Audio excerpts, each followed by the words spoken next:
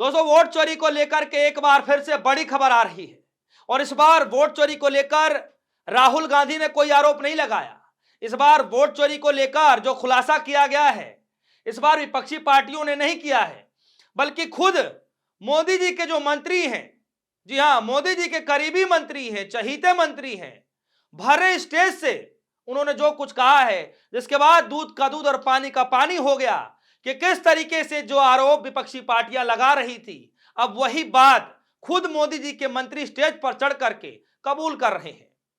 जी हां, दरअसल ये खबर बिहार से निकल करके आ रही है और जो मोदी जी के मंत्री हैं वो हैं जीतन मांझी जी। जी हां, भरे मंच पर चढ़ते हैं और जनता को संबोधित कर रहे होते हैं और किस तरीके से बाकायदा वो बताते हैं कि एक नेता 2700 वोटों से हार रहा होता है, लेकिन वो किस तरीके से जितवा देते हैं, जादुई आंकड़े बढ़वा देते हैं।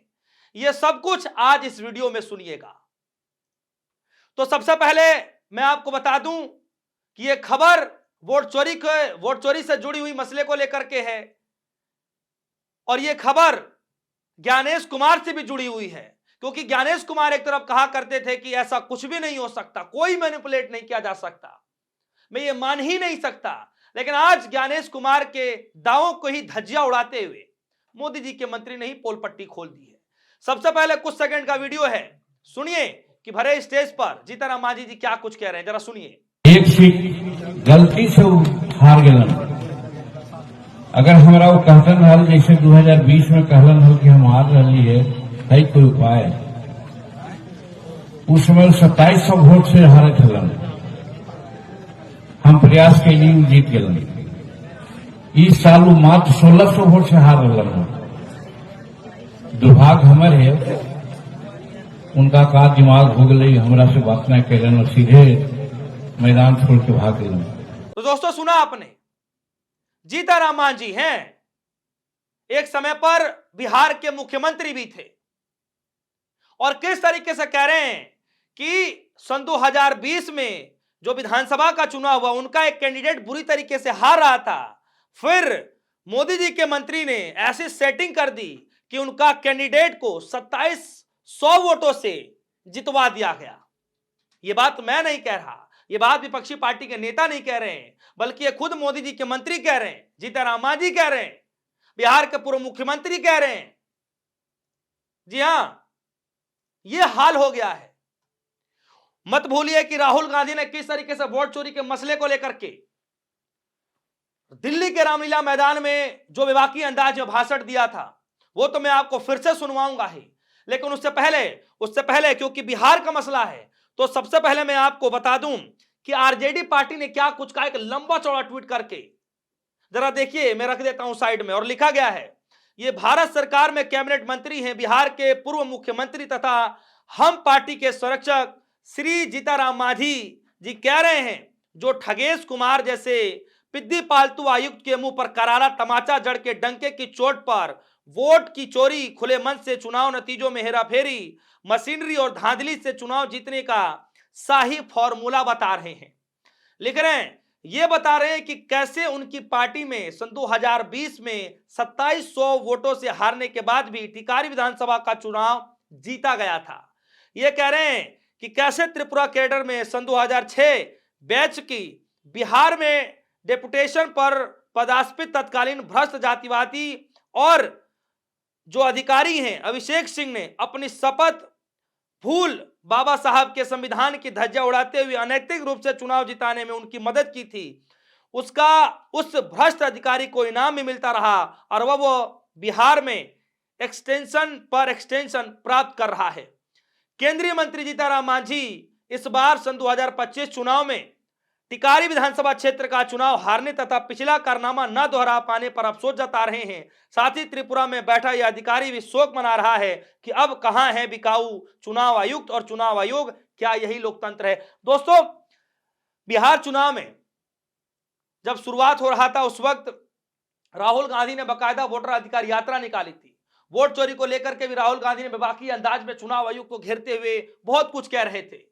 याद करिएगा कि एक तरफ राहुल गांधी बिहार के अंदर वोट अधिकार यात्रा निकाल रहे थे और जिस दिन राहुल गांधी की यात्रा की शुरुआत हो रही थी, वहीं दूसरी तरफ दिल्ली में बैठे हुए चुनाव आयुक्त ज्ञानेश कुमार बड़ी प्रेस कॉन्फ्रेंस कर रहे थे और तीसरी तरफ प्रधानमंत्री मोदी जी का प्रोग्राम चल रहा होता दिल्ली के अंदर।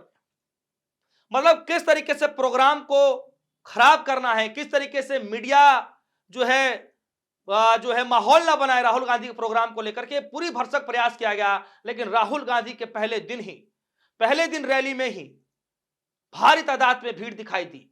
वोट चोरी का मसला तब भी उठा। वोट चोरी का मसला राहुल गांधी सड़क पर उठाते रहे।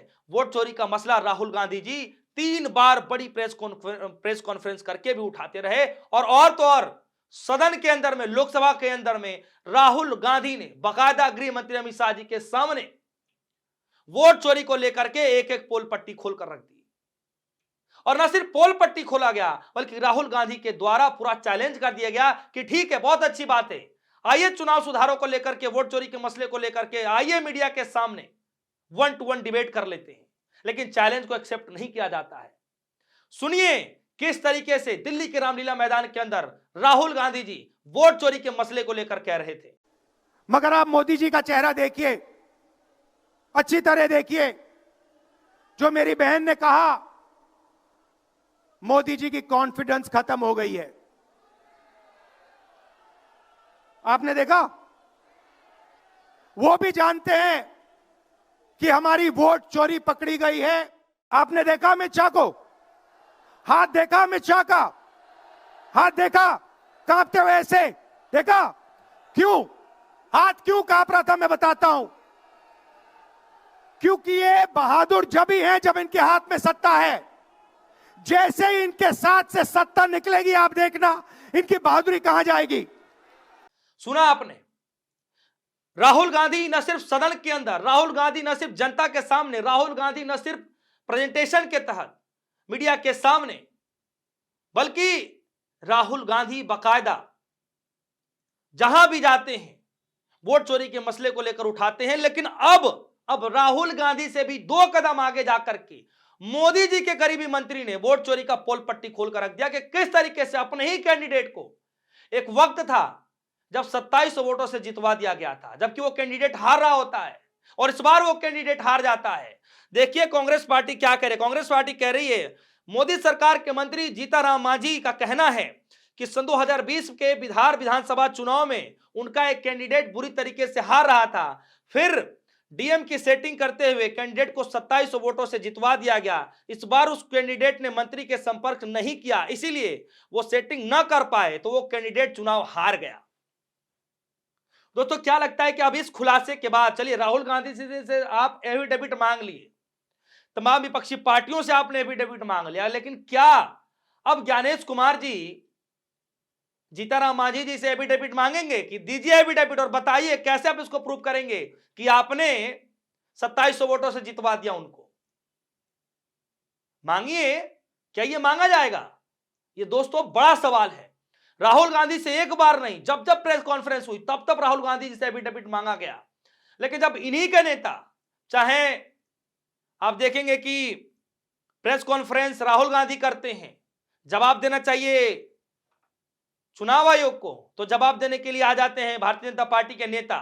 अनुराग ठाकुर ने कई बार आरोप लगाया कि कई जगहों पर उन्होंने लिस्ट में पकड़ी और देखा, कई जगहों पर उन्होंने भी लिस्ट में गड़बड़ी पकड़ ली। मतलब वो निशाना राहुल गांधी की तरफ लगाना चाह रहे थे, लेकिन निशाना वो भी जो है चुनाव आयोग की तरफ लग रहा था। फिर भी उनसे एफिडेविट नहीं मांगा गया। राहुल गांधी ने कहा भरे मंच से कि जो एफिडेविट चुनाव आयोग मेरे से मांगने का काम करता है, क्या वही एफिडेविट भारतीय जनता पार्टी के नेताओं से मांगने का काम किया जाएगा? और आज जीतन मांझी की ये वीडियो वायरल हो गई। दोस्तों राहुल गांधी इस वक्त एक मसले पर नहीं, कई सारे मसले को लेकर सरकार को घेरते हुए नजर आ रहे हैं। उसमें से सबसे बड़ा अगर कोई मुद्दा है तो वो है वोट चोरी का।